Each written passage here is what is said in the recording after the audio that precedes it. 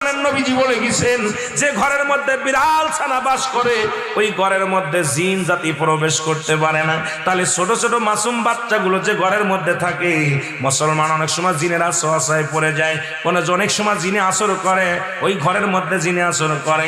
যে ঘরের মধ্যে বিড়ালকে আদর করে বিড়াল থাকে, ওই ঘরের মধ্যে বিলাই বিড়াল বিড়াল বিলাই বিলাই, এইটা যার ঘরের মধ্যে আছে এই ঘরের মধ্যে দুষ্ট জিনেরা আসতে পারে না। জোরে জোরে চিল্লায় বলা যাবে না মারহাবা।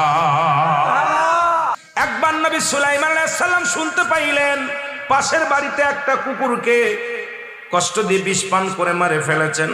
নবী সুলাইমান আলাইহিস সালাম সেই বাড়িতে গেলেন, লোকজনদেরকে ডাক দিয়ে আনলেন।